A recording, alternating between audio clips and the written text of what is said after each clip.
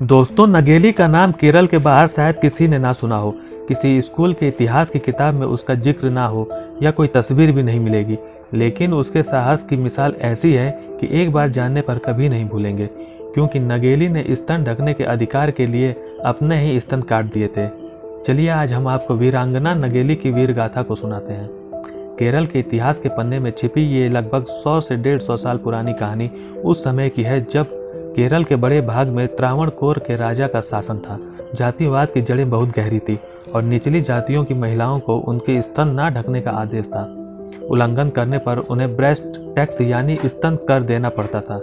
केरल के श्री शंकराचार्य संस्कृत विश्वविद्यालय में जेंडर इकोलॉजिक और दलित स्टडीज की associate professor doctor Shiva KM बताती हैं कि ये वो समय था जब पहनावे के कायदे ऐसे थे कि एक व्यक्ति को देखते ही उसकी जाति की पहचान की जा सकी।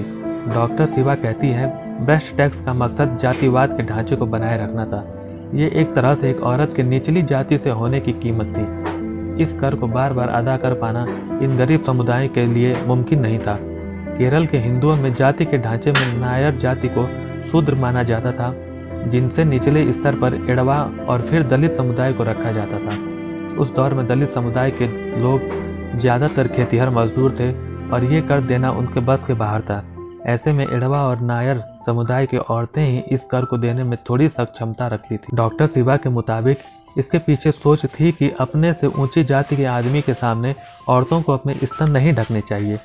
वो बताती हैं, ऊंची जाति की औरतों को भी मंदिर में अपने सीने का कपड़ा हटा देना होता था, पर निचली जाति की औरतों के सामने सभी मर्द ऊंची जाति के ही थे, तो उनके पास स्तन न ढकने के अलावा कोई विकल्प नहीं था।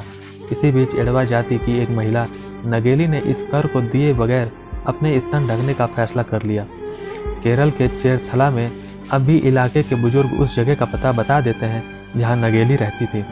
बताया जाता है कि कर मांगने आए अधिकारी ने जब नगेली की बात को नहीं माना तो नगेली ने अपने स्तन खुद काट कर उसके सामने रख दिए। लेकिन इस साहस के बाद खून ज़्यादा बहने से नगेली की मौत हो गई।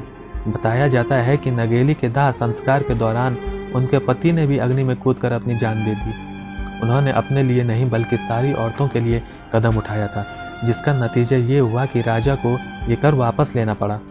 नगेली की याद में उस जगह का नाम मुलछिमपुरम यानी स्तन का स्थान रख दिया गया। पर समय के साथ अब वहाँ से नगेली का परिवार चला गया है और साथ ही इलाके का नाम भी बदलकर मनोरमा जंक्शन पड़ गया है। इतिहास हमेशा पुरुषों की नज़र से लिखा गया है। पिछले दशकों में कुछ कोशिशें शुरू हुई है महिलाओं के बारे में जानकारी जुटाने की। शायद उसमें कभी नगेली की बारी भी आ जाए।